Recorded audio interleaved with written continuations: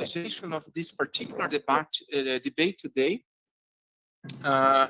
we, of course, as we all know, Brazil has been particularly influenced by this so-called Brussels effect on the regulation of the digital sphere by Europe and the European Commission in the last 6 or 4 years, or even more if you consider the data protection law. And more recently, mainly after Donald Trump's announcement of his new policy for the digital realm and for fostering investments on mainly on AI, there has been questioning about the initiatives in Brazil for regulating digital service, competition in digital markets, and also AI. In the beginning of this month, we have organized also a seminar in Brasilia, just to discuss what does that means. What does that mean for the Brazilian initiatives of regulation of competition law and in digital markets? Now we have the opportunity to discuss what are the implications for the regulation of AI. Actually, I have already defended that we cannot just imitate or copy what is being done in Europe or the US policy. Actually, we have to find our way. And to find our way, it's very interesting to see the foreign experience. But to see, that means to study it, to understand what is happening, and not going on with superficial news. For instance, that it's true that Europe is questioning whether the regulation in the last 6 or 4 years of the digital realm was excessive in the sense that it may hinder the development of technology in Europe. That's true. But that doesn't mean that Europe or the European Commission is revoking all regulation. Yeah, it means that that new regulation is being discussed much more carefully, and also that the present regulation is under discussion on interpretation, on how is the better way to apply it, and also to demystify some beliefs about regulation, particularly about AI. I was discussing with Georg Borges that not only in Europe, but also in Brazil, the regulation, there was a lot of propaganda and marketing about the regulation by politicians saying that the AI regulation is intended to save humanity from the threats by AI. But actually, that's not really true. Actually, the legal framework is intended, first of all, to bring legal certainty to some fields where the technology brings doubts on interpretation or its implementation, even by certification problems. And so there are virtues of having rules about technology to bring legal certainty. There are risks that excessive regulation may hinder economic and the development the technology. So we have to learn from these experiences instead of just hearing something and then with an impulse go through another completely different reaction. We have to learn from the self-evaluation that Europeans are doing about their last year efforts on the regulation of digital technology.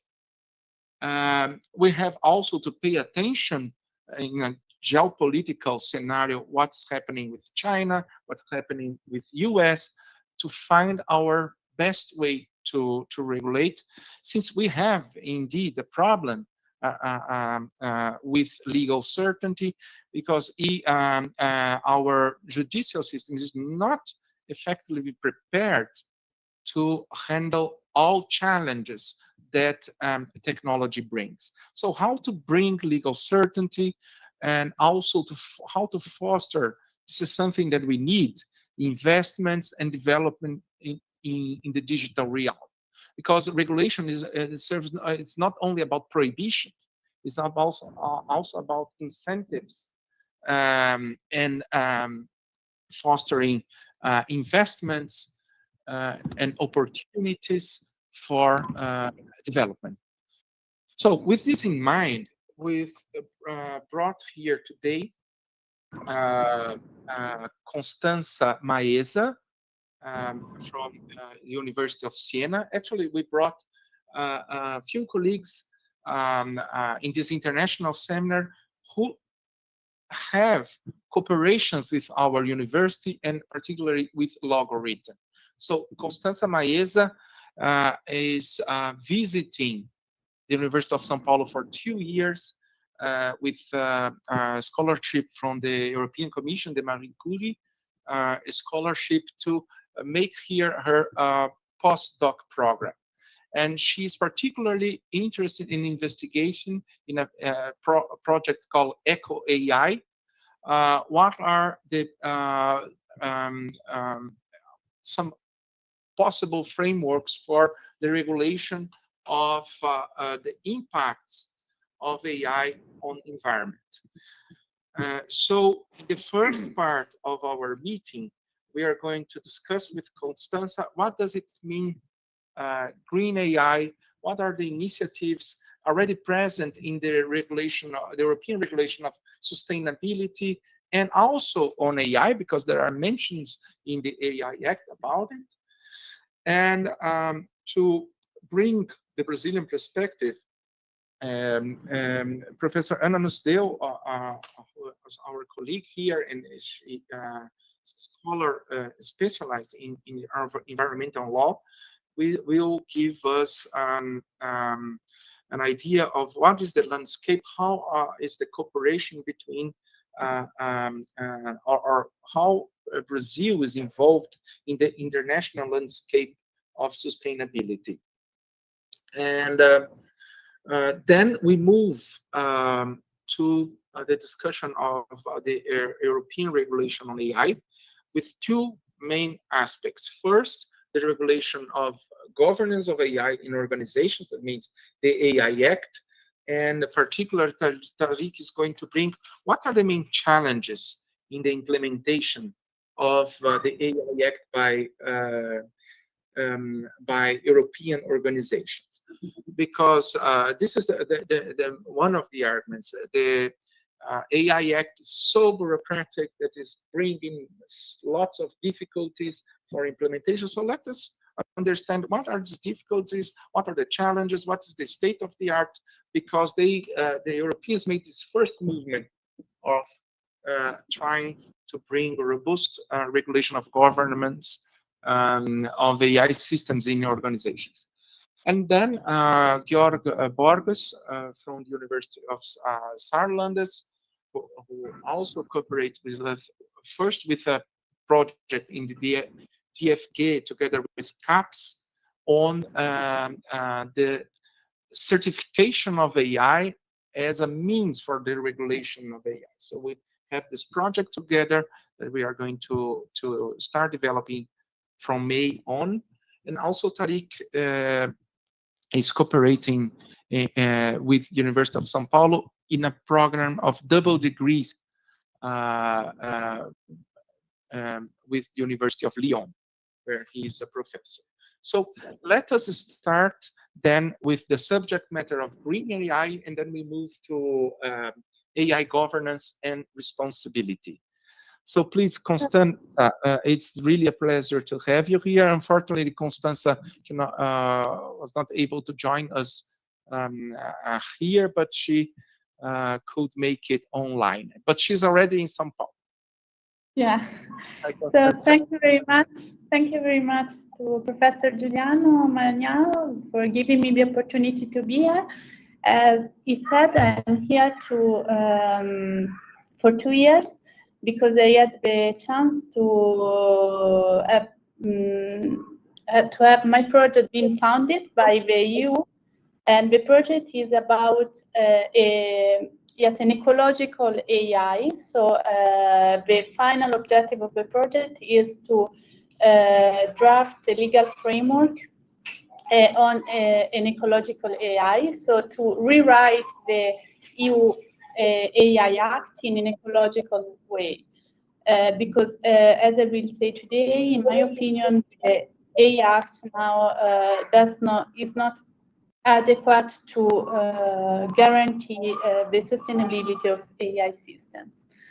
So I just started the project because it started in mid-November, and then I had to move and come here. So I just started to think about it. So I have more questions than answers, but I will pose all the questions, and maybe you have some answer also that could help me to go through the research. So what do we mean with green AI? This is a term which has been coined recently.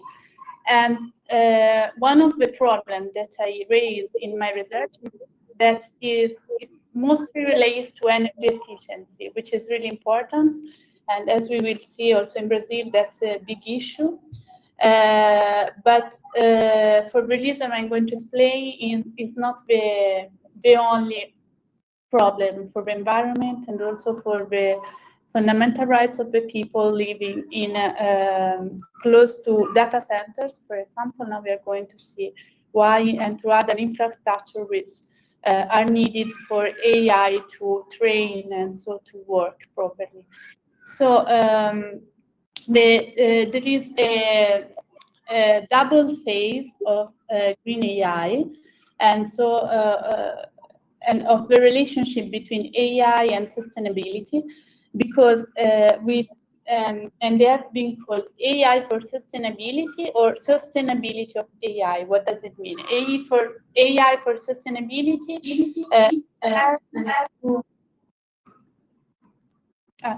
refers to all the uses of AI to promote sustainable solutions. So, for example, there are different uses of AI to tackle climate change. For example, AI can help to improve the monitoring of and to monitor the environmental impacts and trends, to strengthen predictive capabilities, and to, for example, also in the building sector or in the agricultural sector, to optimize energy consumption. So there are some uses of AI to help improve climate change.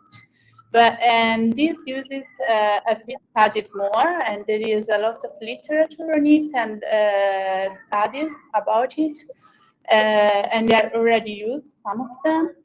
But there are only few authors now, more and more, but not a lot, who are studying the effects on the environment of AI systems.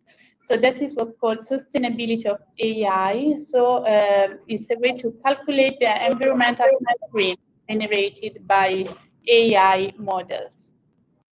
And an important aspect which we have to consider to talk about sustainability of AI is that AI systems need also infrastructure to function properly. So here there is also reconsideration of territory and of the materiality of the internet and AI system, because that is more a philosophical aspect, but I think it's important because in the last years we only considered AI and the internet as merely virtual, and it was called we thought that all operations were carried out in the cyberspace, what is called cyberspace. Also in many international treaties, we talk about cyberspace, and we don't consider also the materiality, and so also the territorial space and the real space that is needed for, now we are considering AI, but in general for the internet to work. Because, for example, to work, they need underwater space where cables pass, or air space where data from satellites and antennas are transmitted. And then there are the territories where raw materials are extracted, or where electronic waste is deposited. And there are the territories where data centers are located. And in data centers is where all the AI system, there are all the hardware and software AI systems are trained. So that's an important issue, and there are now some authors who are discussing these, and they talk also about data colonialism and green extractivism, because now colonialism has a different shape. And also green extractivism means that the extraction of these raw materials, even if it is for green purposes, can in reality have a double phase and create problems for the environment and the rights of people living there. So which are the most important negative effects of the use of AI for the environment? One of the most problematic one is water consumption, because AI infrastructure, and in particular data center, need a huge amount of water to work, because water is used to cool data centers, and the water that is used cannot even easily reuse, because chemicals are added to water so that the water can make all the hardware work properly. And so if water is released in the soil, then it pollutes it and cannot be reused. There are studies and reports about the consumption of water. And for example, data centers owned by Google consumed 25 billion liters of water, and approximately 20 million liters of water to fuel servers in 2022. And they use mostly potable water, because so there are not microorganisms and bacteria that can damage all the hardware and the computer there. And this amount of water will increase also in the next years. There are some estimates and about it, and it will increase a lot. Another problem is that these data centers are sometimes located even in places, for example, in the Atacama Desert in Chile, where there is a dry weather, so there is not a lot of water, and it is not so cold. So we need even more water to cool all these computers in the data center. Another problem is energy consumption, because data centers consume a huge amount also of energy, of electricity, which correspond approximately to the 2% of the total electricity used globally. And also there are some estimates and some calculation about how much energy is used, and some studies calculated that renewable energy sources will not even be able to meet the energy demand of data center, even if they are there, because it's really huge and it's going to increase in the next year.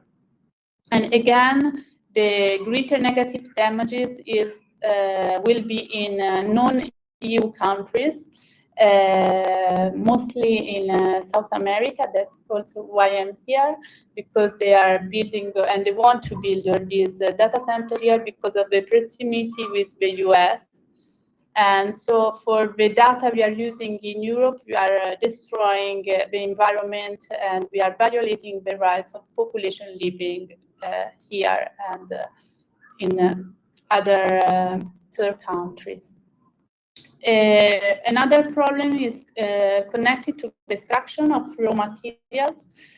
Again, because they need lithium, for example, and copper, indium, aluminium, palladium, cobalt, and rare earths, and all these materials are extracted again in third often not so economically powerful countries, and all these materials are needed for rechargeable batteries that we need to operate wireless electronic objects that are needed for intelligent and so smart technologies such as AI. The problem is that, again, to extract these materials, we need a large amount of water, and we need also a lot of energy, and these materials are toxic if released in the environment and in the soil. So there is the problem of pollution and also of serious disease for the population living close to these mining spots. And there are data which are really important about it. So that's the problem also for renewable energies, because we need some of these materials also for solar panels, for example, or other renewable energy. So that's another problem that we are discussing at the EU level, because we can't create damages for the environment even using these new technologies. So we have to take into account this as well while drafting the legislation. And then another problem is the distancing of waste, because again, waste that can be toxic because it contains substances really hazardous to health, such as mercury, and they are non-biodegradable, and they can accumulate in soil, air, or water, or also in other living organisms. They are usually abandoned or burned in third countries, and they're not really properly collected and recycled. For example, in the EU, that says that is one of the countries where the major part of e-waste is recycled. In reality, only 20% of e-waste is recycled, while it's not documented what is the fate of the remaining 80%. So that's another problem. So as we saw, all the consequences and the negative effects usually are externalized in third countries and of the population living there. So then the question I asked myself was, is the EU legal framework on green AI effective to cope with these issues and to deal with these issues? And so there is a legislation on it. So also on the externalization cost, environmental cost that is externalized and that derive from AI systems. And the answer at the moment is no, because I considered some pieces of legislation, in particular the AI Act, and then also some other acts that have been adopted to implement the European Green Deal. Then now the situation, maybe it can be worsened again, also because now the European Commission and the European Parliament now at the European level, there is not anymore this focus on environmental issues as it was before with the new commission. So it could be even worse. We were discussing with some other scholars, and we are following also, as Professor before said, with Trump also in Europe, we are following how is the situation because it can be worsened. But before they said that it was a really innovative piece of legislation, that it can be imitated abroad, and so that it can be an example for other countries. But in reality, I found that, for example, in the AI Act, that is not an issue which has been considered, for example. There are some references to sustainability that now I'm going to list, but to me, they are not enough. So in the AI Act, for example, in Article 40, it is stated that the Commission shall ask European standardization organization to issue standardization request, and in this request they also have to report and document the performance of AI system, and among the condition that they have to consider, there is also the consumption of energy and the consumption of other resources during its life cycle.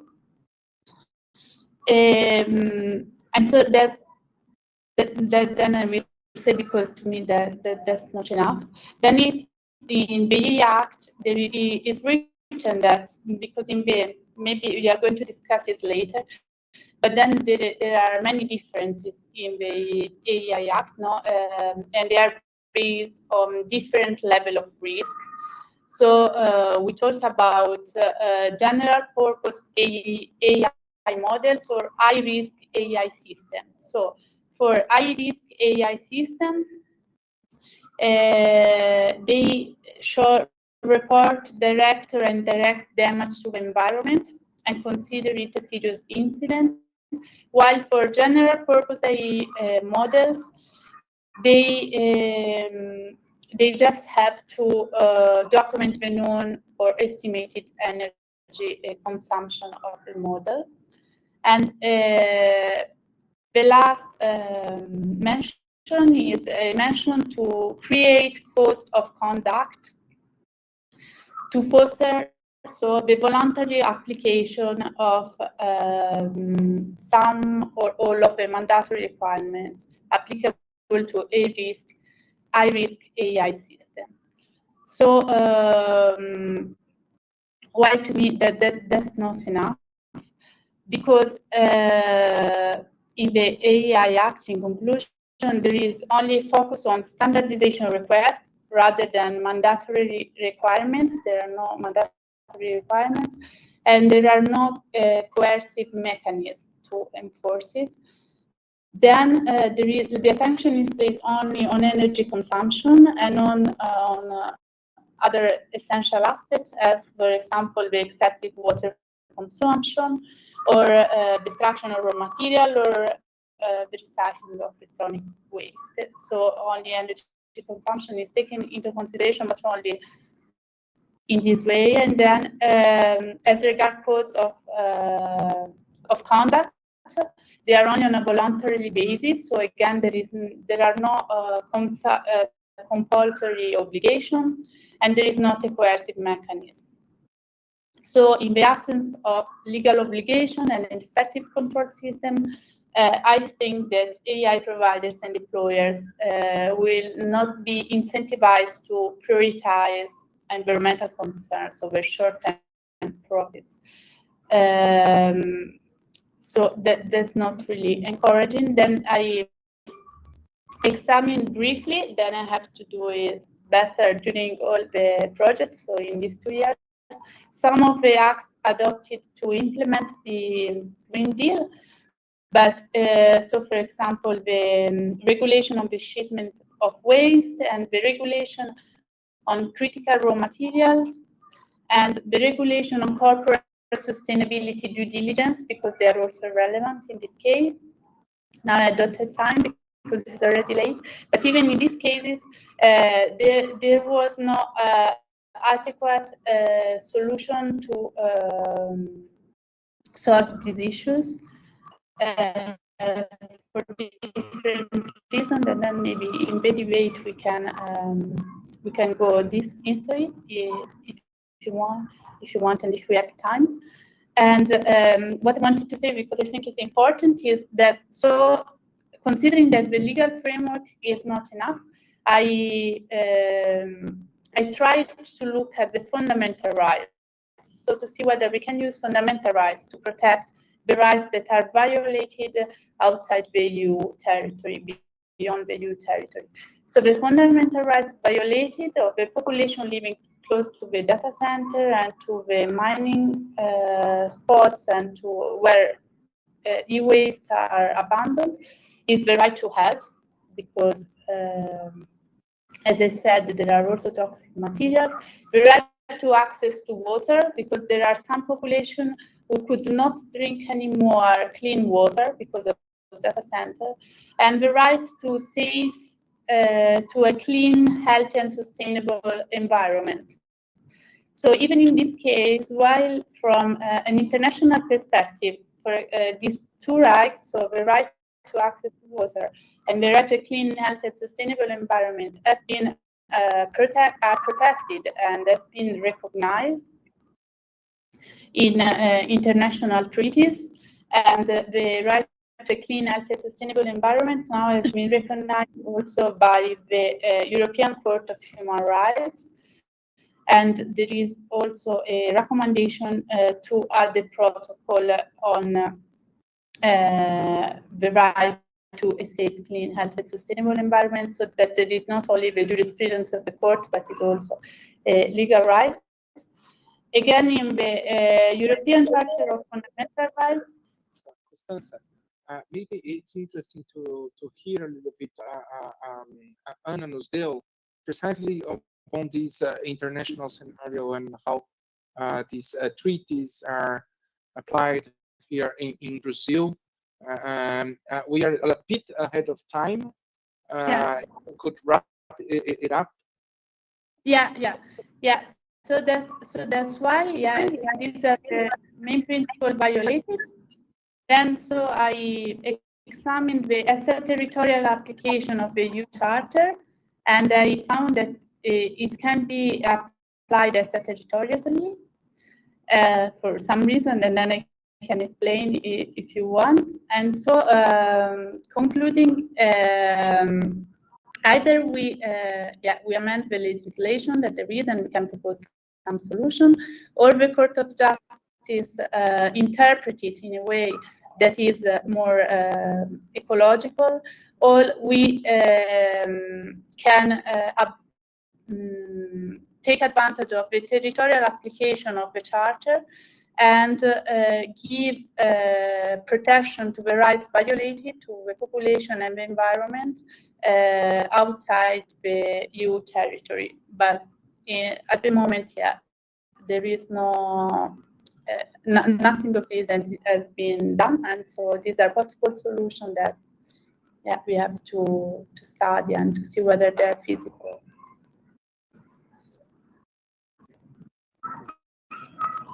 I can't hear.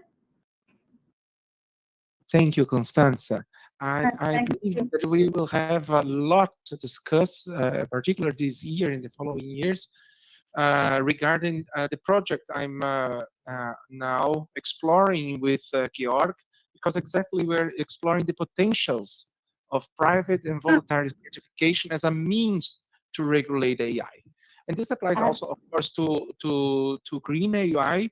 Actually, the Brazilian draft, it began quite similar to the EU AI Act, but it changed a lot during legislative debate.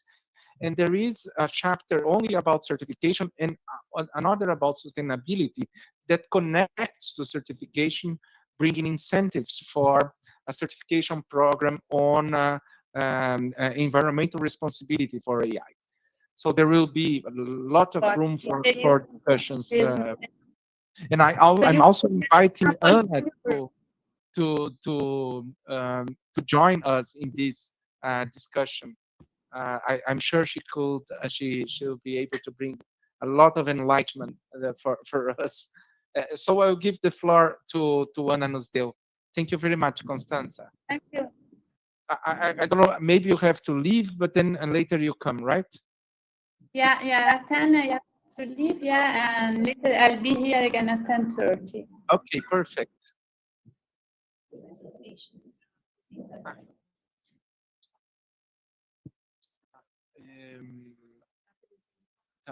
A apresentação dela.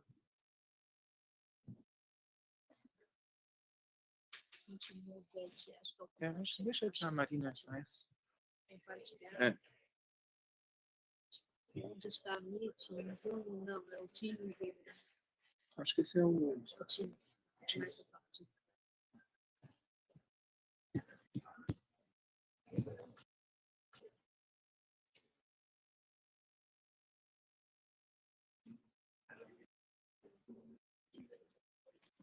Deixa eu ver. Será que está no... É no pendrive, a primeira apresentação que está fora do diretório.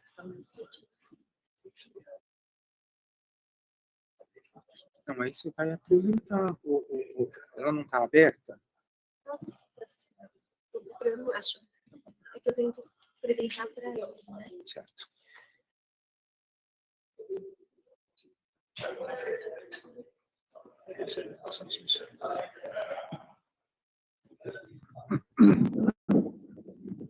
So thank you, Juliano, for the invitation. It's great meeting Costanza and also Georg and Tarik, and to meet Tarik again. And thanks for the audience. And I was saying at the beginning, before we started, that I am a kind of an analogical person.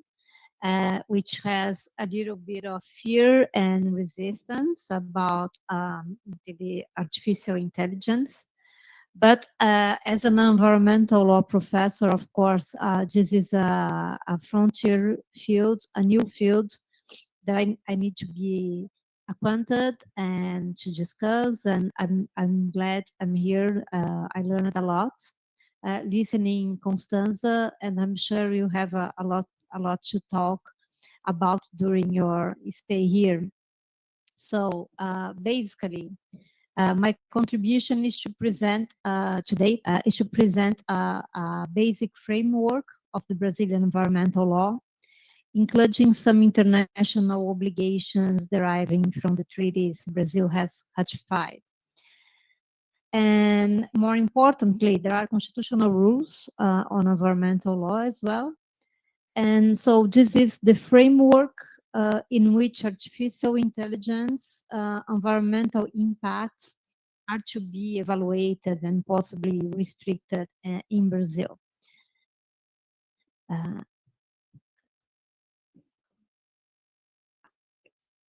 So basically, Costanza have already done the job to discuss the environmental impacts of artificial intelligence. So I think I can just skip and talk more briefly about this problem. And then I will then address the international treaties, basically the climate change regime, which discusses quite a bit of the energy and emissions, carbon emission problems that will probably be increased even by artificial intelligence activities. And finally, how some instruments and rules of the constitutional may apply. So concerning the AI impacts, I will skip this first item in order that we can save some time for discussion after our presentations. And as Costanza mentioned, there is this ambivalent character because there's a lot of hope concerning artificial intelligence, possibilities of contributing to more control and monitoring and fiscalization, especially when we think about the environmental problems of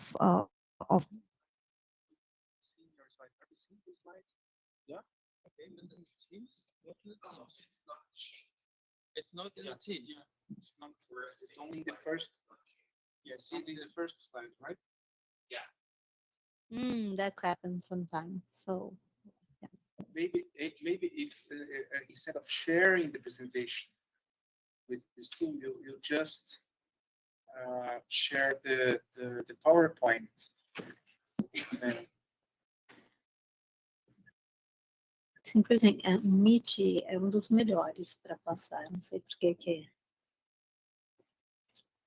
Apresentar o PowerPoint mesmo, sem a moda apresentação. Assim. Assim, vamos colocar no tela cheia, então. Isso. Você só revisa aqui, ó. Revisa aqui e já dá para enxergar muito bem. Ó, Isso. Boa. Tá. Como está a plateia? Como tá? Now it works? Great. So that's because AI has this potential of monitoring, and considering that in Brazil, the deforestation is our main problem, and so that could be an interesting. We have already advanced a lot in radars. But another generation, technology generation, so perhaps this AI may improve this monitoring in real time and with details that would allow more enforcement of environmental laws and regulations.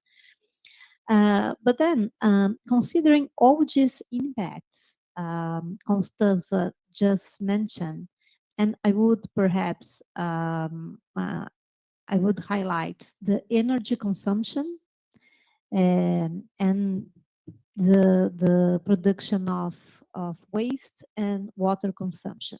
So considering these impacts, my question is, which is the legal framework of environmental protection in Brazil? So that's what I will explain now. And finally discuss how these impacts of artificial intelligence will be possibly addressed according to Brazilian legislation.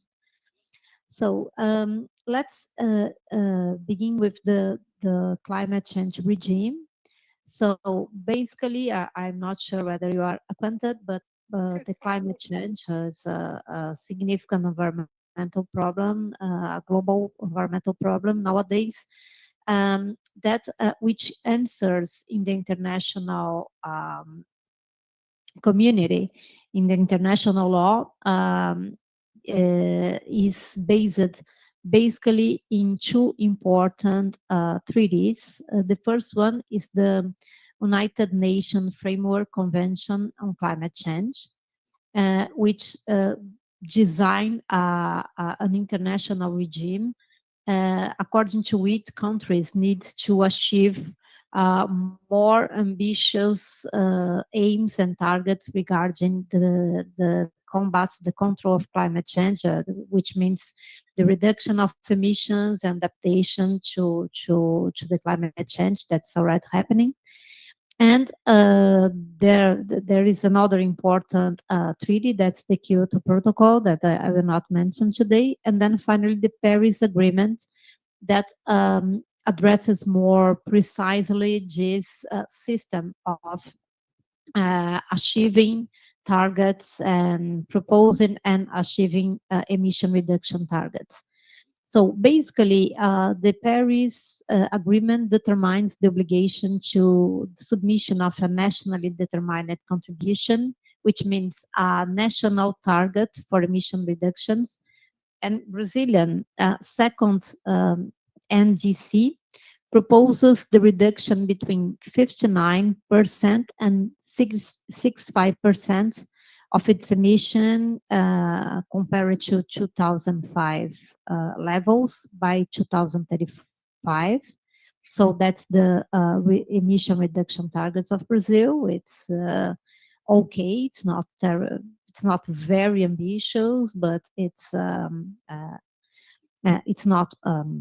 It requires some efforts, and in most of countries, especially the developed countries, emission reductions targets requires a significant change in the energy sources, because most of industrial countries has their energy sources based on fossil fuel, fossil energy. But in Brazil, and Brazilian, especially the official discourse, likes to underline that Brazil has a very clean energy source, which is more or less clean, but let's say that it has a significant percentage of renewables, which accounts, according to last records of 2024, Brazil reached the percentage of 49.1% of renewables, and which is basically what is explained by the strong basis of hydropower in our energy matrix, and the last decade's increase in solar and wind sources, plus biofuels, where Brazil is very strong as well. But in parallel, we had in recent decades also an increase of the thermoelectric energy. That's because the hydropower tends to reduce its force as a result of the water scarcity and the drier climate that results from climate change. So the risk here, if we consider that artificial intelligence is a new activity that requires a large amount of energy, according to what Costanza's confirmed, and so we would have a risk of increasing the use of thermoelectric energy. Maybe data centers could produce its own energy from solar and wind, but they would be kind of competing with these clean sources of energy. And so that could be a problem. That could be a problem for the accomplishment of the Brazilian targets regarding the climate regime. And then, if we look at the Brazilian Constitution, basically we have, and that I can establish a point of contact with Costanza's discussion about the possibilities of using human rights as a basis to control some effects and impacts of artificial intelligence. Brazilian Constitution recognizes a right to an ecologically based environment.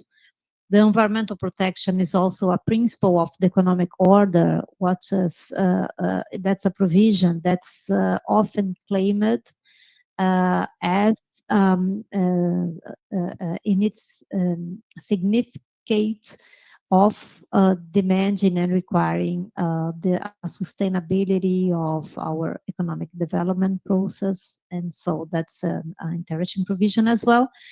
And also the environmental impact assessment as an important environmental instrument is expressly referred in the Constitution. And that's important because from time to time, states law, which means law at the level of the states in Brazil, try to change legislation to lessen licensing requirements for some activities. And when this legislation tends to decrease the scope of the environmental impact assessments, they are considered unconstitutional. So that's a good that's a good and I would say effective rule of the Constitution. But what is interesting is that this recognition of the right to an ecologically balanced environment has triggered the doctrinal development of the non-regression principle, according to which legislation could not reduce the protection to environmental rights. And so, of course, this principle tends to have a rhetorical effect that's strong, but in practice, there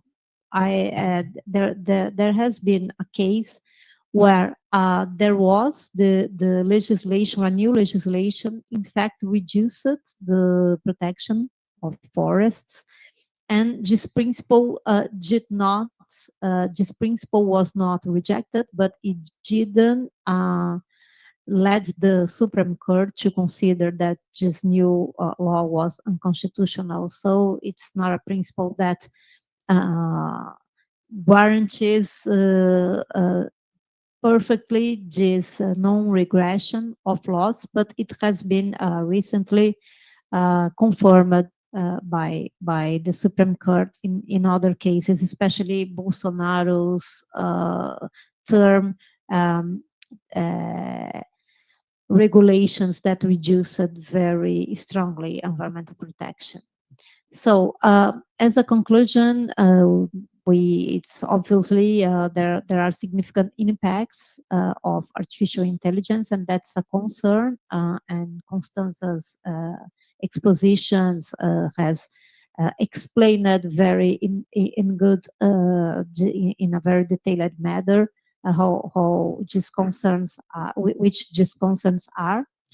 And well, the legal framework can be used to require data centers to do the best, but that's very, very difficult to get to effectivity and to precisely define what to do the best means. And that's I think the point of our debates. There may be possibility of litigation with some institutional stress in the sense that we have many injunctions in Brazil that afterwards are suppressed by other instances of the judiciary. So litigation can protect environmental rights, but with a lot of frictions as well. And of course, there are these environmental justice issues to which Costanza already referred, and I think that we can discuss after the presentations. So thank you very much. Thank you, Anna. In benefit of time, I'm going to shift the other part, but then in the end we will have time for discussion. And actually, I think it's quite valuable, these efforts of trying to check what is the legislation and rules that already apply to a particular problem involving AI, and to find what are the gaps and what has to be fulfilled. Some countries, like Australia, for instance, they did not opt for general legislation on AI, but instead start to study in each sector what's the regulation, what should be improved in order to bring legal certainty. So this is an effort that I'm sure you and Costanza should interact to find solutions. And on the other hand, for instance, the Brazilian draft has gone through a significant shift from a transversal and general regulation to a more sectorial approach. So it's interesting to hear what are the challenges that the AI Act that has chosen this general and transversal approach that are experiencing to find solutions to our regulation here in Brazil. So I will leave the whole discussion for the end of our meeting, because the subject matters are connected, as we have seen. And then I will then leave the floor for Tarik to talk about the AI Act. Thank you very much, Giuliano. Thank you for inviting me to this conference for the second time. The first time was, I think, in December. Yeah. I was in France, but thank you very much. I'm very happy to be able to discuss this important subject. I will share with you not really some obligations, the problems of how to know which obligations we have to comply with. It's not the real approach I want to have with you, because attempting to have a general and complete approach of obligations, for now it's really complex about because the obligations are very detailed. The certifications problem are very complex, are under construction. So I didn't choose this way to discuss with you challenges we encounter in compliance with AI Act.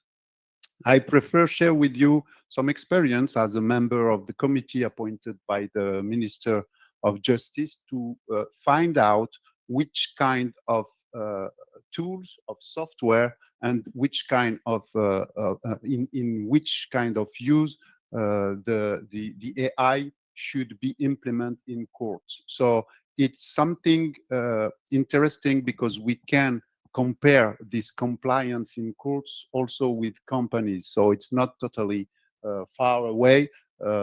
With courts, compliance in courts, there are more complications, because giving justice is something more complex than just being in compliance with AI Act.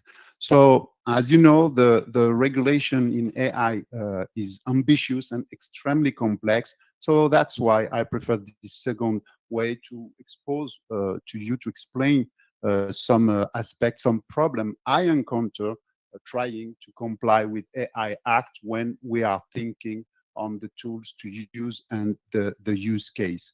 So I determine 5 obstacles. I find out 5 obstacles. It's not exhaustive, of course, but I think it's important to highlight.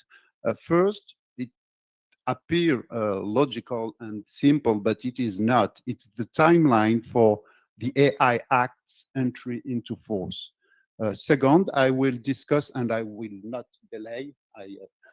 I want to let you know that the complexity of the compliance process, because there are a lot of things, and certification is part of this complication.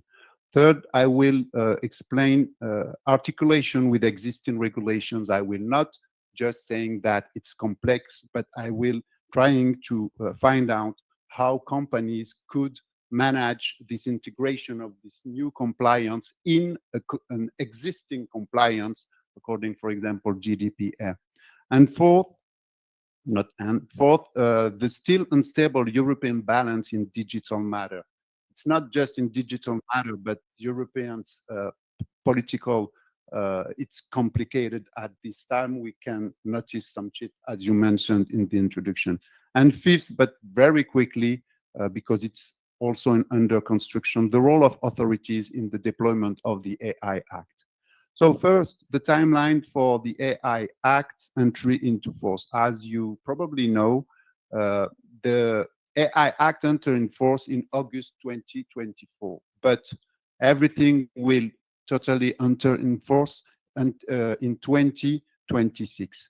So we have this transitional period which led the companies in a confusion and uncertainty, because many details must be specified by implementing, and certification are not totally implemented details. We every time are expected from the Commission guidelines to know how companies should comply with AI Act. For example, the Code of Conduct for Generative AI will be it is, sorry, in preparation and will probably be published, I think it's in May 2025.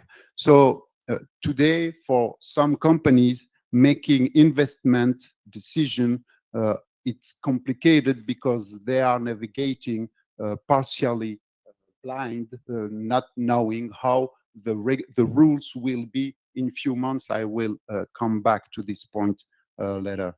The second obstacle I wish to present is the complexity and ambiguity of the compliance process.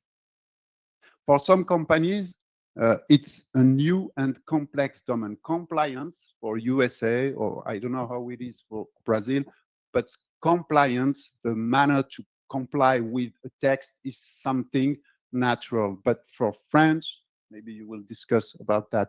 For German, it's not the traditional way to apply a rule. So for a lot of companies, probably not bigger, but the small and medium companies, for a lot of companies, the compliance method is something new they have to adapt with. So how to do that? There are two kinds of problem, of challenge to try to overcome. Internally, companies should make a compliance map with cartography of potential risks. It sounds easy, but clearly, in fact, it's probably the most complicated thing to do because they have to prevent how could be the risk in the future and integrate that in a cartography. A certification will be on that in part, and there are a lot of things to trying to preempt and to prevent in this cartography. It's not specific to AI Act, the compliance to AI. It's a business compliance in general, but it will also work on AI Act compliance. Making an audit of the user's case and the tools is the first step every company and administration is doing now, and we are trying to share experiences between administration. Companies share less, of course, because of competitiveness, but that is where we are now in the cartography and the compliance with AI Act. Externally, if I can say, I will not speak a lot about that because you said that you are working on, and it's a specific subject which probably need a special conference for 1 or 2 days to be able to embrace all the problem. It's the certification procedure because it raised a lot of questions. The intervention of notified bodies to certify certain high-risk system is not totally clear, and we are waiting every month for guidelines from the Commission to know exactly which criteria companies should comply with and which authorities will be able to give certification or not, and how to follow certification and not just giving certification first time and letting company, and which kind of sanction. We are following that daily, and it's not something we can, I think, discuss quickly here. There is maybe something I want to mention. It's the voluntary certification, which is in the AI Act for non-high risk system, like AI label for who want to reach it, to have it. It remains ambiguous a lot because if there are some legal basis we know about this kind of certification, its deployment still requires clarification. But in fact, for all kind of certification, we have this uncertainty. Third, the articulation with existing regulation, it's something complex. We know that the articulation between AI Act and GDPR or AI Act with DSA is something complicated to manage. But in fact, for companies, it means change the process they already have and they already built for the GDPR compliance. And this means that a lot of things will change, and companies are lost a little bit they lose their compass in compliance because of this modification AI Act give. Why modification? Because we have a lot of topics overlap with requirements of GDPR and AI Acts. For this kind of topics which overlap, companies have to correct their current process to be able to not having contradiction in their compliance. So companies, as I said, are rearranging their process internally, and they need a lot of law advice and help to comply with, and they are thinking if they have to reach to looking for these competences externally by law firm, or if they have to arrange internally their legal firm. So this legal uncertainty complicates the task of corporate layers, of course, but for companies first of all, and guidance will need to be provided by authority to clarify all this kind of thing.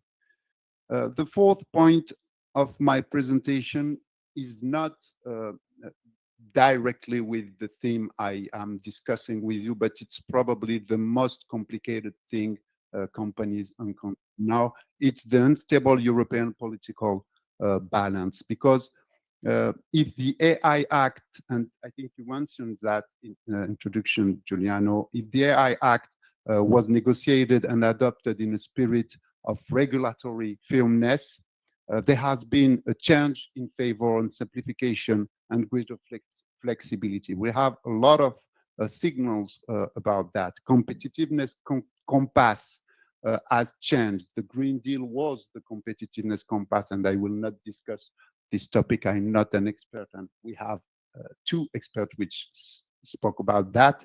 But the competitiveness compass, step by step, appear to replace the Green Deal compass. It's not, I exaggerate probably, but we can notice this difficult balance in European Union. Concretely, I have some numbers to share. The European Union has set a target to reduce reporting burdens, including business corruption and things like that, but also environmental reporting by 25% for big companies and 35% for small and medium enterprises. These objectives initially concerned green and financial regulation, but the European Union says that they want to introduce this kind of flexibility also in AI Act. How it could appear by a translation into more flexible implementation guidelines. That's why I was talking that the progression in entering in force, it's a very complex thing to manage, because the political of European Union is changing not daily but really quickly, and this kind of modification of the compass are something we can notice. We can mention also, but it's more another topic, the omnibus project, which was presented today, which is presented today to Europe for simplify the compliance. It's not directly about AI, but it concerns environment and climate, and it concerns businesses, so it concerns all companies which will have something to do with AI.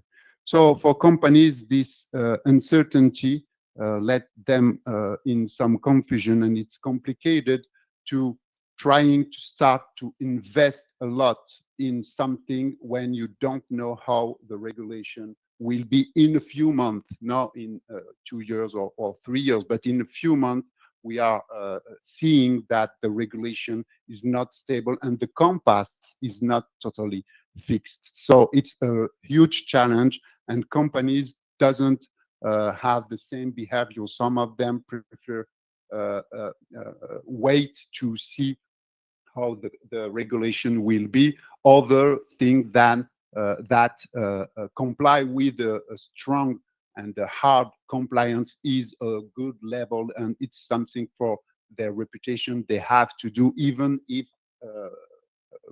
more later the regulation will be more flexible and light. So finally, very quickly, the last point I want to mention with you is the role of the competent authorities. It's impossible now to explain who will do what, but there are a lot of authorities in the European level, in the national level, which have to create some processes to cooperate and to have an harmonization in guidelines. And the certification or the question companies should have to ask depend a lot on how this ecosystem of authorities will be built, because companies have to know to who they can ask a question when they have to comply with AI Act, when they have to build some certification process or things like that. So the role of authorities is something under construction now, and it is something that we have to follow very closely. So to conclude, navigating the new European AI framework requires a combination, as you can notice, of regulatory expertise, technical rigor, and strategic vision. So that's probably why it's complex, and some companies and administration also could feel a little bit lost in this regulation. In Europe, certainly the balance between ethics and competitiveness is not easy to achieve. USA don't have the same problem, because it seems that they don't speak a lot or don't worries a lot about climate question, about things, ethic question in AI. For China, it's the same thing. But in Europe, the balance between ethic and competitiveness is something which complicate the navigation in the European digital regulation, and particularly in the European AI Act. Thank you.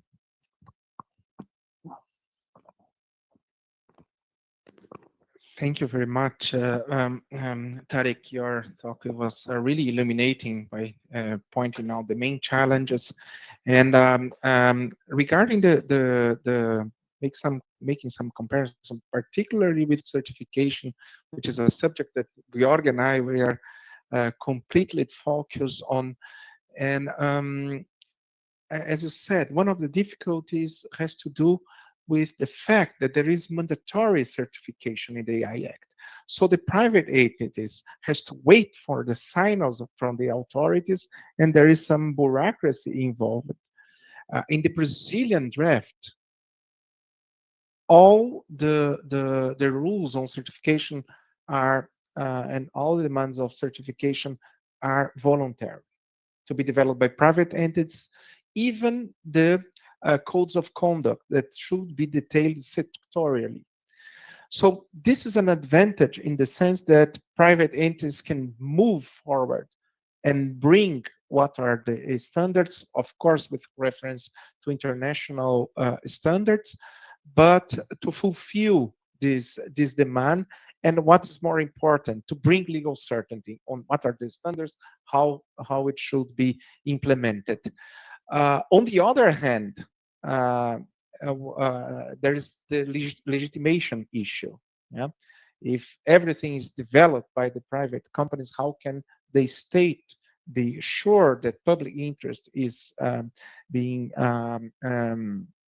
fulfilled? So there is this trade-off, and the right balance should be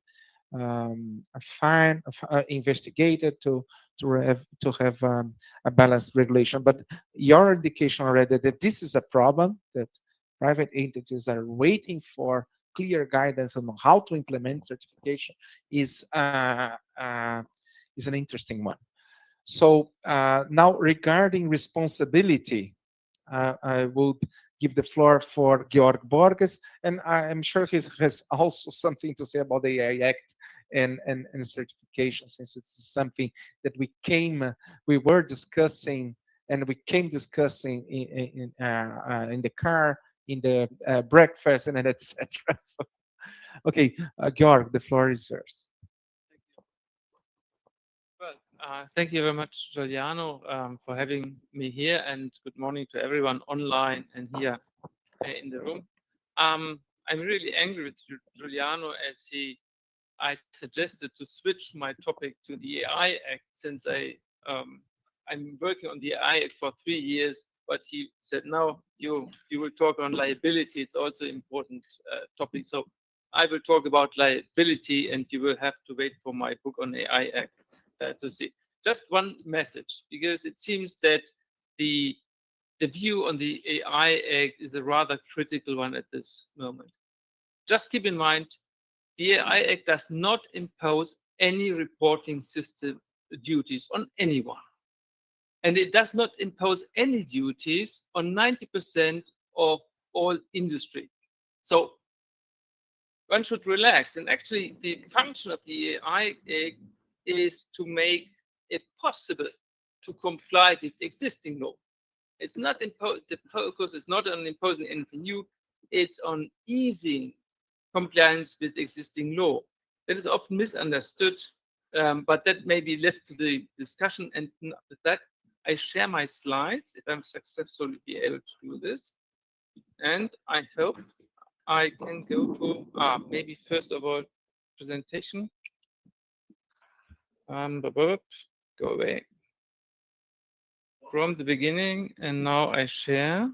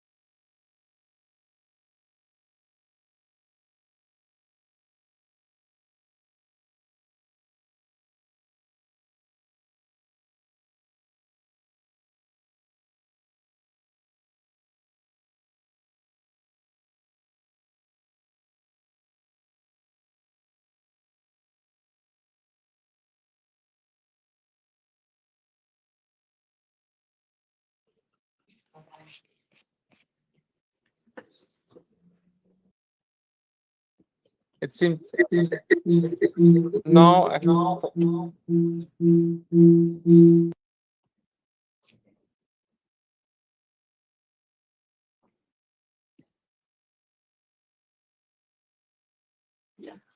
Okay. Can you try again, people? yes. I hope that people can understand me now online. Can I hear a reaction from the people online? Can you hear me now? That would be helpful. So then, thank you. Thank you very much. So we are hosting Max Planck, and our faculty itself has a focus on Europe, which is obvious as we are located in the center of Europe at the French border, and IT and law. And this is why Saarland is an interesting place for the research in the realm of IT and law. In our institute, we work in interdisciplinary. We host a professor of informatics in our faculty, who is the co-director of the institute, and we are involved in a number of research projects together with companies, with industry, and with public administration, as well as the German government. You see the logo of just a few of this. We are also heavily involved in education in the field of IT and law with our master's degree, which is available at this moment in German language only. But the thing that is available to everyone, and I would like to invite you to our annual summer school, which will be held in the first half of August this year. And as a part of the summer school, we will have an international conference on AI governance with a focus on certification. So if you want to join the discussion on AI certification, please join our summer school this year. Information application is open now, and Professor Giuliano and myself, we will be talking in this teaching and in the summer school and talking together with you on AI certification there. Another interesting opportunity for scholars, including younger scholars such as people in the audience, might be the IEEE International Conference on Metaverse, which will be held in August this year in Canada. It's a hybrid conference, and for its first time, it has a track on legal and ethical issues of the metaverse. And that is a big chance, big opportunity, since if you open a new track which is unknown before, probably there's a very good chance to have an accepted paper. So if you're interested in the realm of metaverse, just have a look at this conference. With that, I jump into my topic with a short introduction, and then some gaps in the existing legislation, and then the kind of solution, the new product liability directive. The introduction, well, risks associated with AI systems are well known. The example of the self-driving car killing pedestrians has been given the rise to a discussion on the risks of AI. And what is interesting that in the case of the self-automated car, it is often the driver and owner of the car who may be victim of it. Just keep in mind, because that is an important aspect of product liability here. And I know that Professor Giuliano has been using the example of the self-driving car in his lectures for a couple of years already, and he has been very active. It's very good to keep in mind. Of course, you don't need to be implemented into a car to be harmful.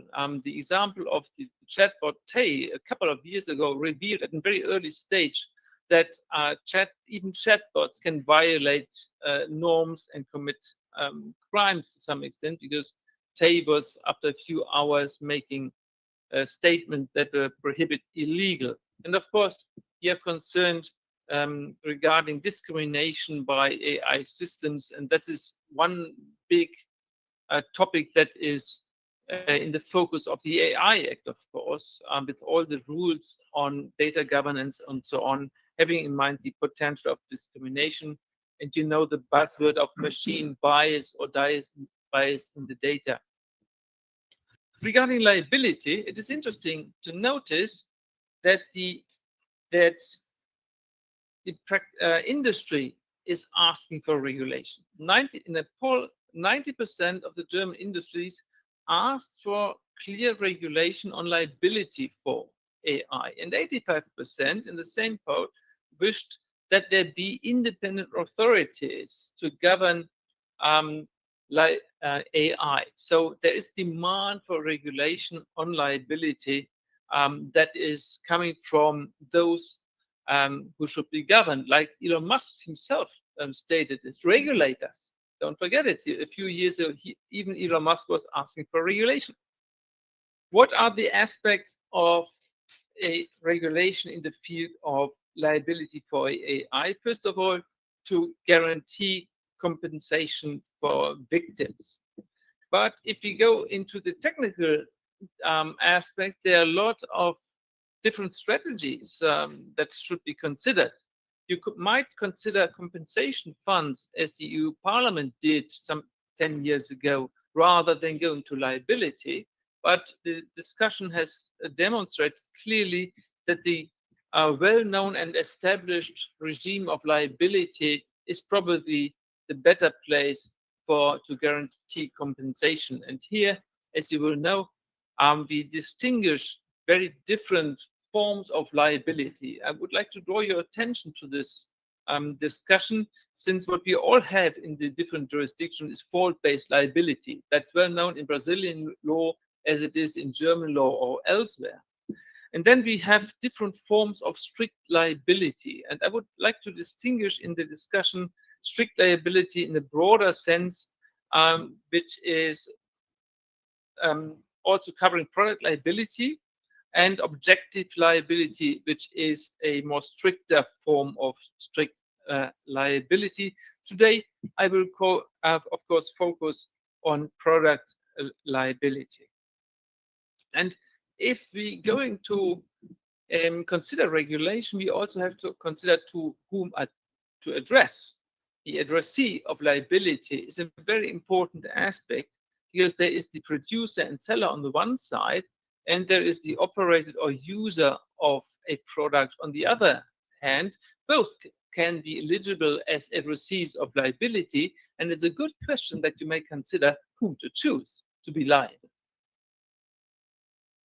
There are gaps in the liability regime for AI systems. In the case of traditional law, delicate law, which is based on fault, which requires a human action, we have the point that the new AI systems or machines equipped with AI systems can show more something which I call behavior, as they can flexibly react on a given situation, which the good old steam engine, dangerous enough, could not. But nowadays, the automated car may decide even on whom to kill in the case of an accident. You know that problem. So if tort law requires fault, which is the breach of a duty of care, and requires human behavior, and we replace human behavior by machine behavior, and that's what we are doing when it comes to AI, then there is a gap, because there is no human acting anymore. And that gap becomes bigger and bigger to the technical development, because the more the machine can act independently, the less there's place for human fault. Obviously, there is an increasing gap in traditional tort law, obviously. Now we have product liability in Europe as well as in the US. It's called liability, but you have the similar rules in your Consumer Protection Act. And it's funny to see that you frame it in Brazil differently from as we do, but in its essence, the rules are very similar. So if I report now on product liability, please don't think I'm talking about Europe. I'm talking about general principles of product liability that are well known in a huge number of jurisdictions, including Brazil. In Europe, as we call it Europe, product liability, it is based on the European Product Liability Directive of 1985. So a rather established piece of legislation which has come into its years. And we have discussed for decades if a product comprises cyber-physical systems and software. I don't know how you deal with it in the Brazilian Consumer Protection Act, but in Europe, we were asking and debating if pure software is covered under the notion of a product. Actually, in literature, the unanimous opinion is clear yes, but there's no case law on this, so there's still some uncertainty. And then the question is, product liability is liability for a defect of the product. A defect is a property of a product, but an action is not a property. You see, if an automated car makes a mistake in driving, the mistake is an action. It's not a property of a car, but there must be a property of the car to be a defect. How can we bridge this? There is a discussion for this. And then, if we consider the abilities of an AI system and want to judge if it's defectious or not, what is the reference point? All what we have is the reference point is human behavior, human abilities.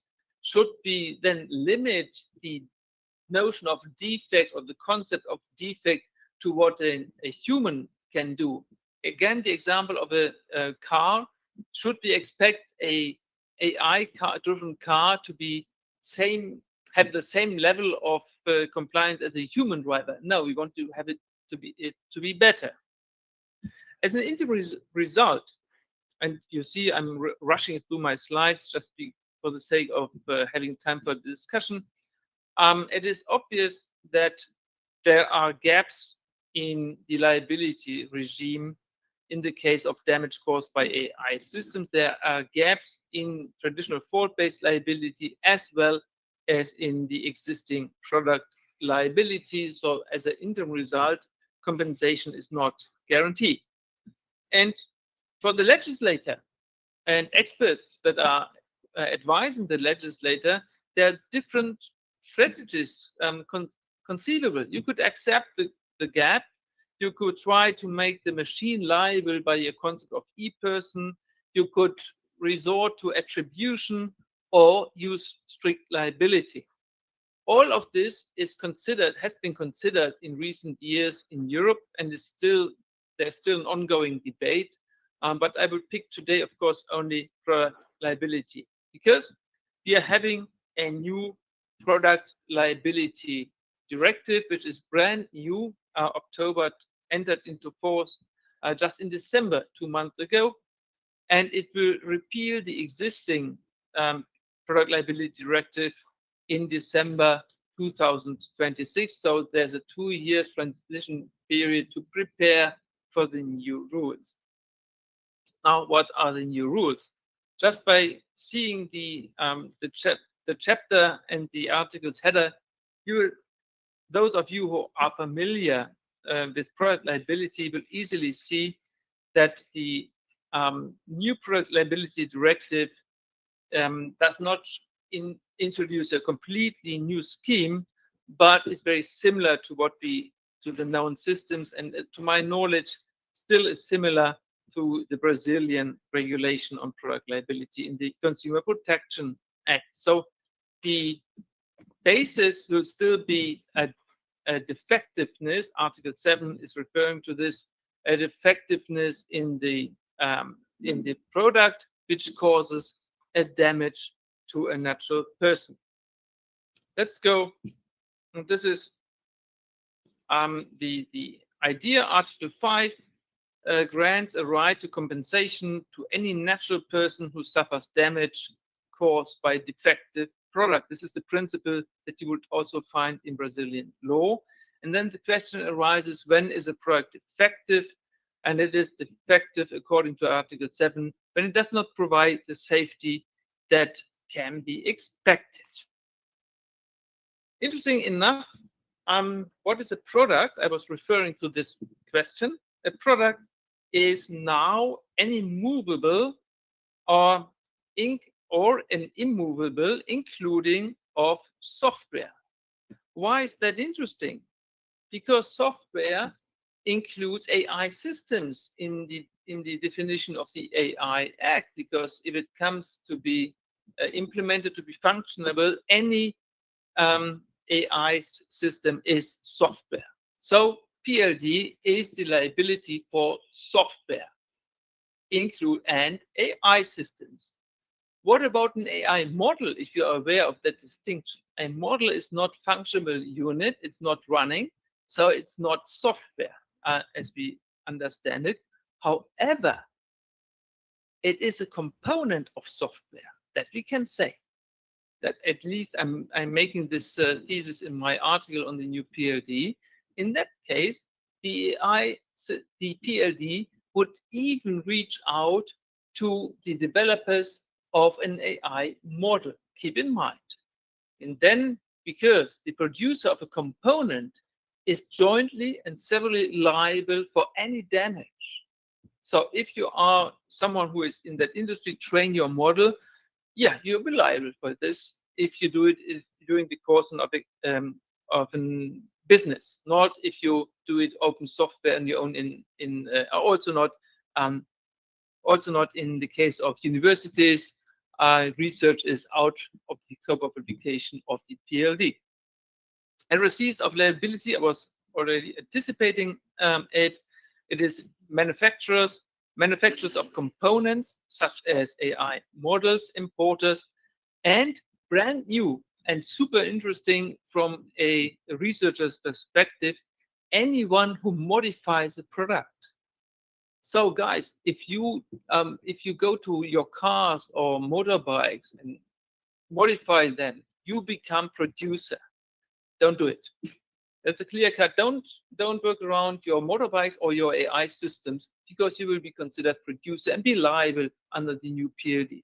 This is a clear thing I have to tell to some people who like to modify and some products.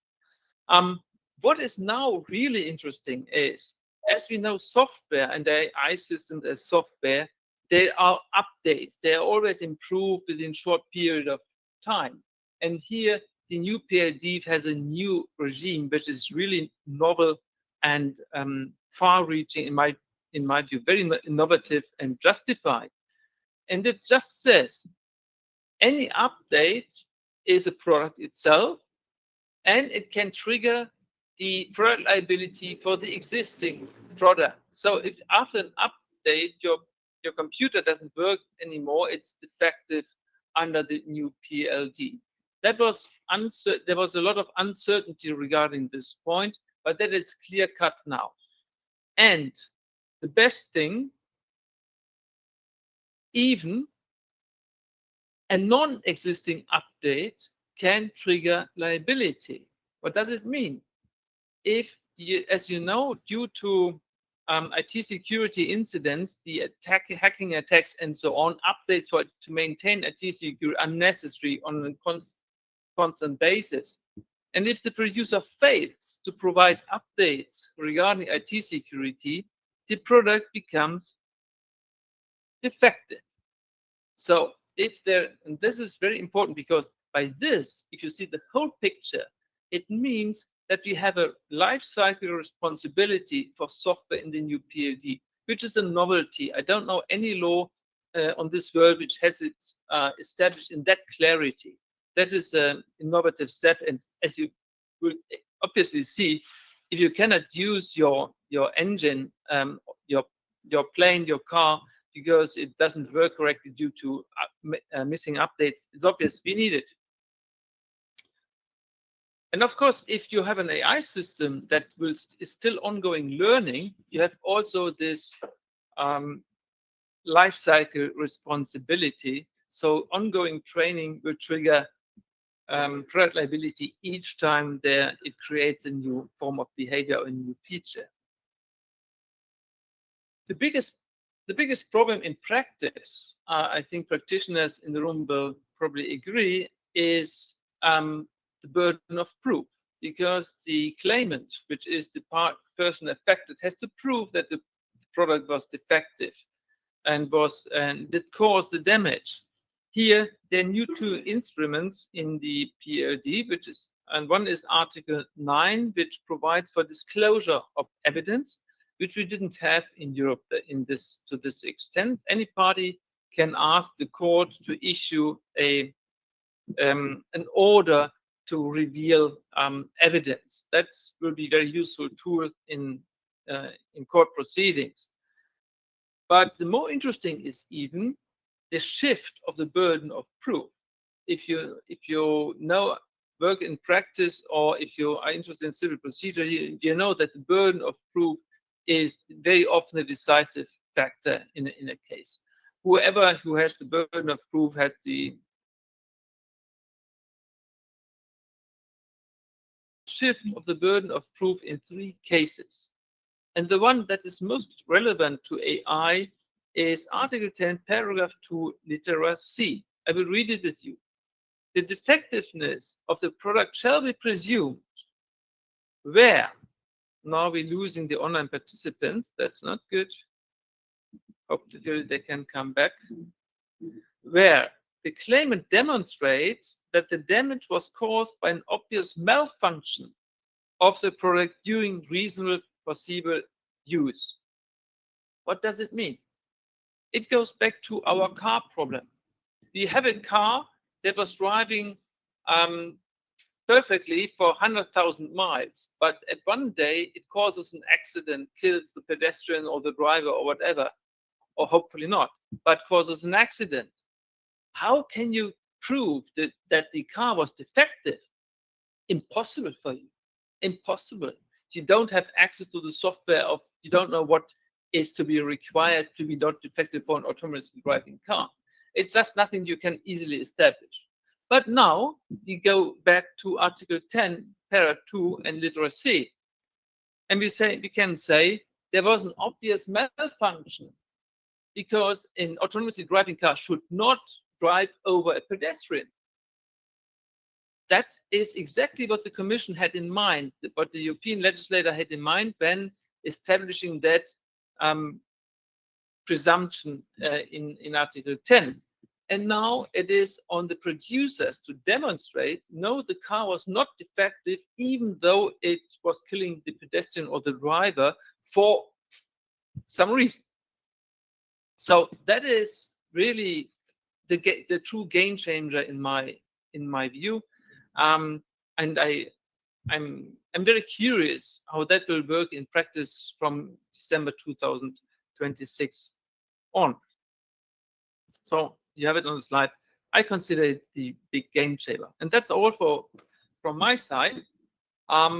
Obviously, the new PLD offers important amendments to product liability by opening the scope of application to software. It includes AI systems and even AI models, and that is clear. There we have the responsibility of the whole production chain because all the producers of each component are joined and severally liable. In addition, we have the responsibility for the entire life cycle of a product when it comes to updates. It is an open question if the product liability will be the central basis for liability in the future. At least it will be a very important one. There are still some gaps, some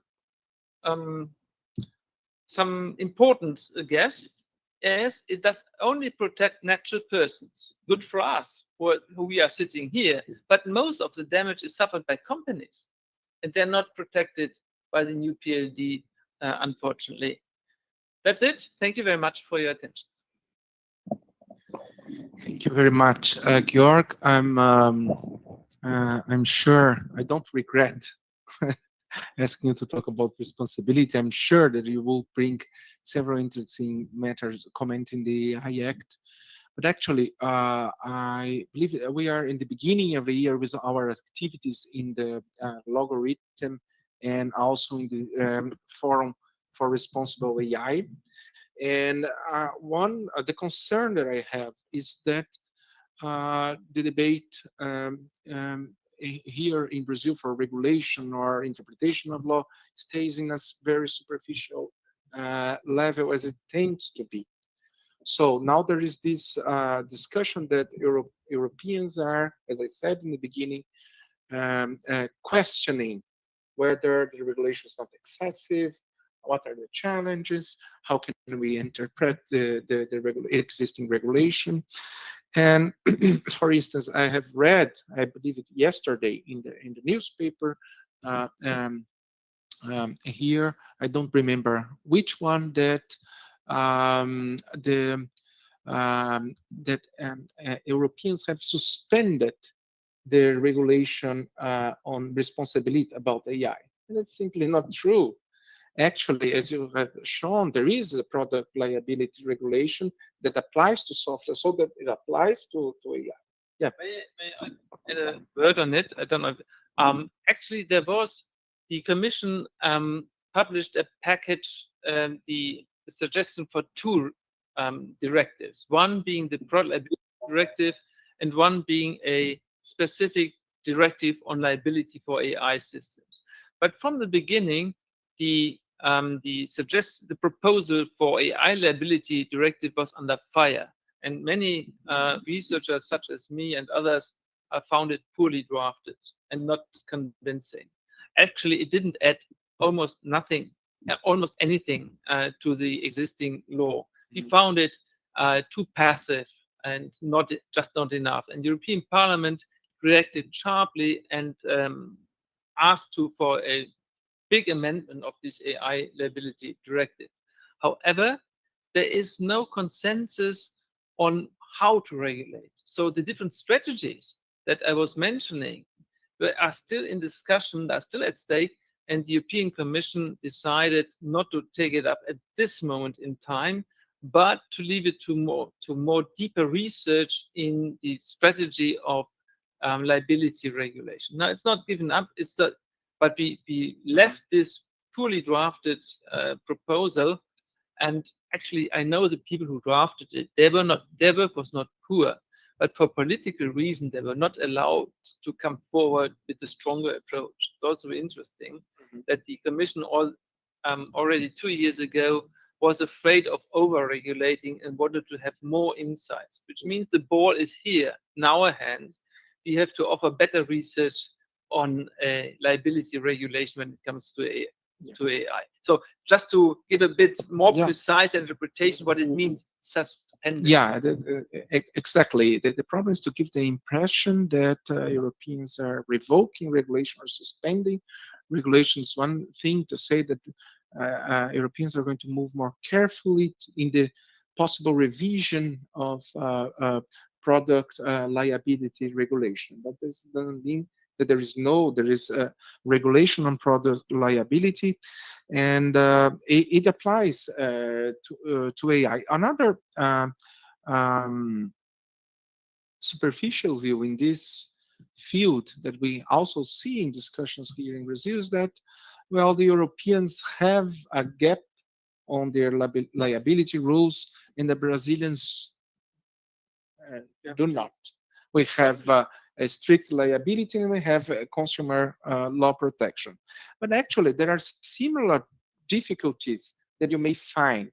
For instance, the discussion, yeah, it's a different regime, I know. There are differences, but it doesn't mean that everything here in the rules, in the Brazilian regime, solve the challenges brought about by AI. For instance, you've brought this complicated issue of what does it mean that a product is defective? Yeah. Just let me tell you one thing. It's not completely correct picture to say we don't have a gap. Europeans have one. Since in the case of self-driving cars, of course, we also have strict liability strict liability, but it is the owner of the car, the keeper of the car, who is strictly liable. And the question is not, of course, compensation for the pedestrian is guaranteed, but in some cases the car is killed. Most of the Tesla accidents, as you remember, were in these cases the driver was injured or even killed, and then he's himself liable for his own death. Congratulations. And you don't have another solution for that problem, as I know. So there is these gaps also in Brazilian law, and the question is really the owner of a car who's driving himself and potentially killed by his own car the right person to be liable for his own death? I don't think so.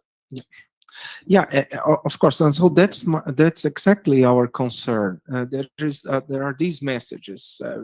Europeans have a gap. Brazilians do not have a gap in their legislation. Europeans are retreating. They acknowledge that they are wrong. It's not the liability regulation on the AI was suspended. Actually, we have to take a closer look on what is happening. Otherwise, these messages may influence poor regulation. So there are challenges and difficulties regarding the application of consumer law to liability deriving from AI systems. for instance, the discussion of how can you find what is the defective component in a defective product. Regarding AI, as Georg has shown, it's a behavior, and sometimes it's not even a behavior which is limited to the informatics system, but it's the behavior that has to be considered as a socio-technical systems that involve the organization operating the AI system. So there are several issues that must be explored and studied, and this first meeting of the Forum on Responsible AI is an invitation to take a closer look. Let us not be impressed by these news, but let us really study the AI Act. What are the challenges? What's going on with product liability? What are the threats brought about by AI on sustainability? How can we deal with it with Brazilian regulation already existing and in force? What should be supplemented? What are Europeans how dealing with it?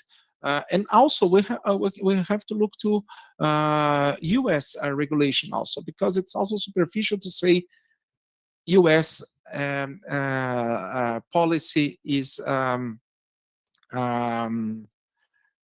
completely lenient on regulating AI.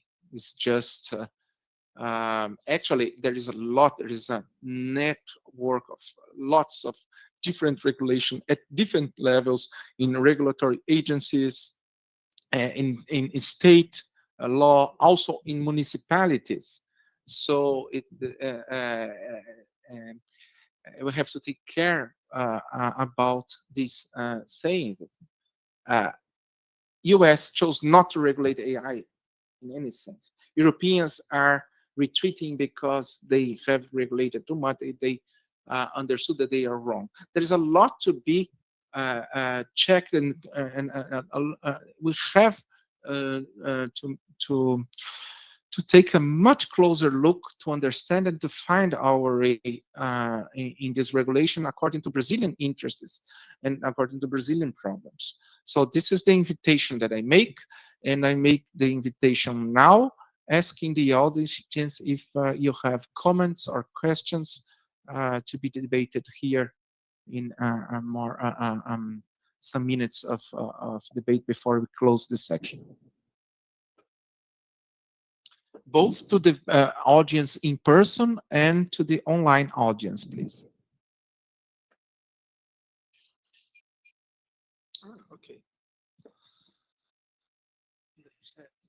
Yeah, I have it here.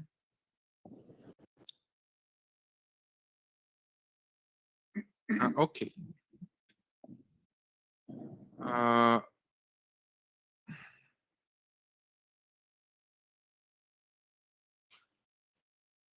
There's one raising the hand. Carlos. Carlos Cablan. Yeah. Yeah. Please, Carlos, you may pose your question. You are muted. Bernardo. No.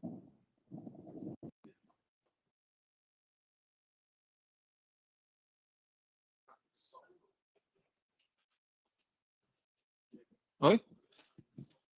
O computador? Ah. Ele não tem como falar lá, né? Ah, tá. Não, tá, o som tá aberto. Aqui. Tá com o som aqui. Deixa eu ver. Não. Não consegue ouvir. Não.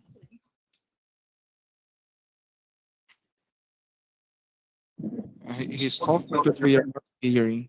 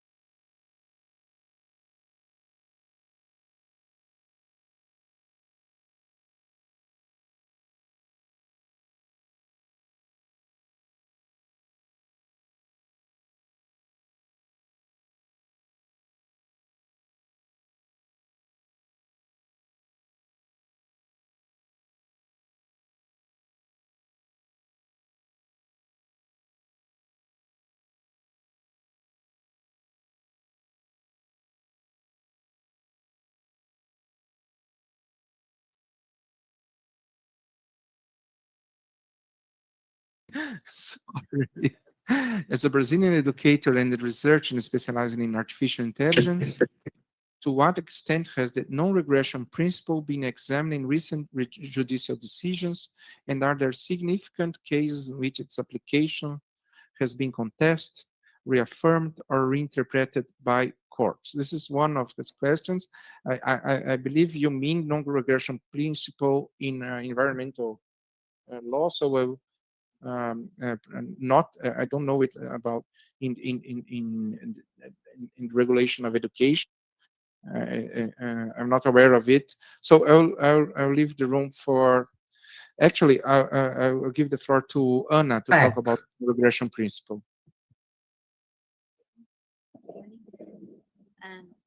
Thanks for the question. As Professor Juliano mentioned, the non-regression principle is a principle of the environmental law.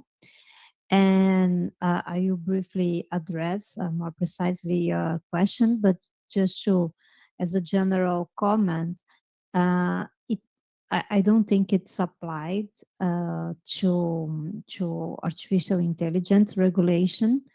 But I brought it in the sense that if the social demands for artificial intelligence advancement bring as a consequence deeper impacts in environment and a pressure to reduce environmental protection, especially to license data centers, for example, and then the non-regression principle could be applicable. That was the sense in which I mentioned the principle. So now I will go to your question that when it was applied by courts, and I was very quick when I mentioned it was applied in a decision about the constitutionality of federal statute. Focus on the protection of the native vegetation. But this new statute was less protective than the statute it was substituting for. So that triggered the discussion about the non-regression principles, and the Brazilian Supreme Court consider that, well, the principle is applicable, but, well, let's see, the legislative branch has the competence to rule the subject, and if it brings kind of compensation for which situation where a reduction of protection might have happened, that's fine, that's not in violation of the principle. So that was the first test this principle had. But more recently, during the Bolsonaro term, the Bolsonaro's government reduced very clearly, very often, and many federal protection of the environment by changing regulations, the different regulations or paralyzing programs, and this kind of conduct. So in this paralyzation of programs and change of regulation were brought to the Supreme Court under, I think, constitutional litigation, ADPFs in Portuguese, for example, and the principle was used as a basis for decision that it was unconstitutional for the government to reduce the protection through these acts. So I hope I explained it. Thank you, Anna. There are two other questions by Carlos that I can wrap it. Is what role should cross-functional AI committees play in developing and enforcing compliance standards within educational institutions? Then, should companies in the meantime adopt a precautionary approach to ensure compliance and mitigate potential risks? I think that we could approach this question not only limited to the education sector, but first by saying that actually comparing the European with the Brazilian, the approach in the Brazilian draft, as I said, there was a shift in the Brazilian draft for a sectorial approach. So considering the problems that, and the challenges that Tarik brought about how to make it compatible with existing regulation, how can compliance through certification be developed? Well, the solution, which is still under debate in the Brazilian parliament, the solution found by the draft was to invite the private sector to regulate, self-regulate through codes of conduct and enforce through certification programs that would be accredited and validated by sectorial regulatory agencies. So this is a sectorial approach, and of course committees and associations in a particular sector of activities would have a major role in bringing about how to fulfill, how to detail and specify what are the governance and the best practices to comply with those general standards which are in the draft bill and also in the AI Act. The doubts appear in the AI Act because also there the standards for governance are general and need specification in different sectors. So the solution, how it is in the Brazilian draft, which is not final, of course, is to invite the private sector and provide a role by sectorial agencies to validate these, actually this self-regulation and self-enforcement. And I believe that actually the private agencies can do it already. The sectorial associations already can take this step and start to draft best practices. Actually, the Forum for Responsible AI was primarily conceived to gather these companies from different sectors to discuss standards and best practice to contribute to this effort of specifying standards for the development and operation application of AI systems responsibly. Yes, I agree with what are you saying. Just to insist on the specificity for France, maybe not for all Europe, but for France to adopt a compliance method.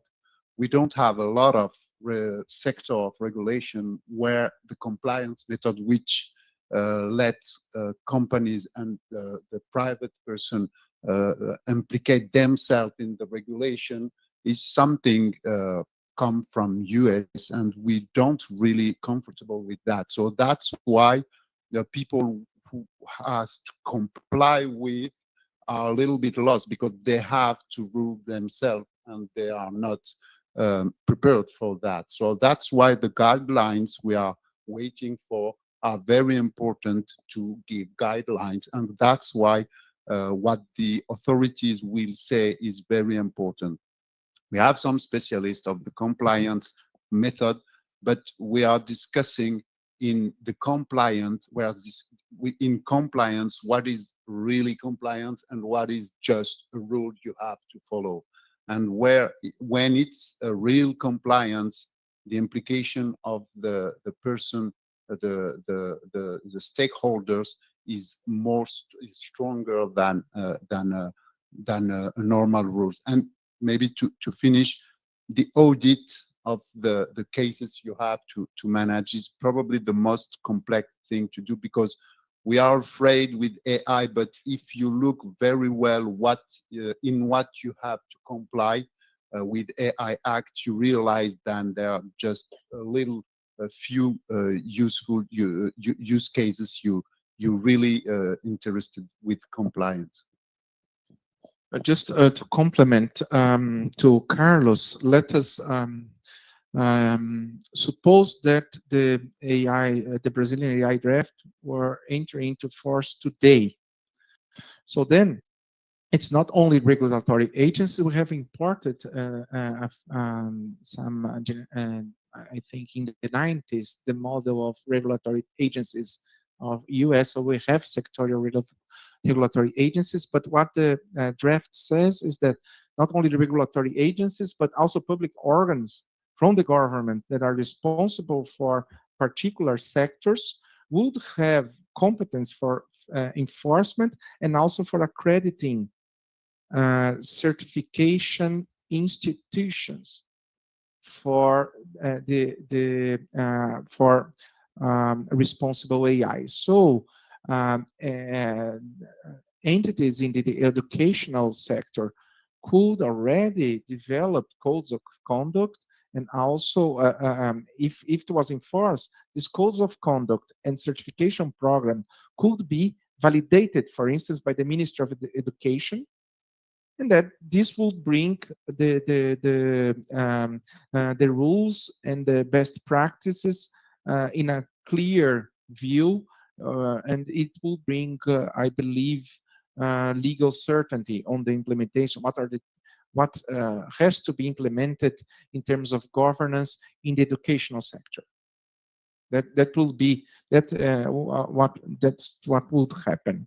But actually, what I used, I'm saying, and I firmly believes that differently from the AI Act, where there is mandatory certification, and they have to expect to what are the standards in these guidelines.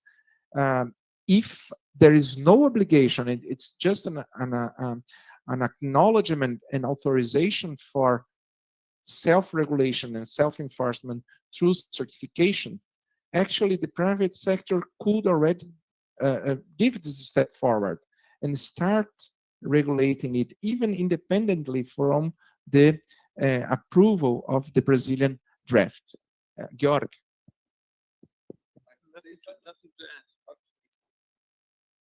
Do we have any other question?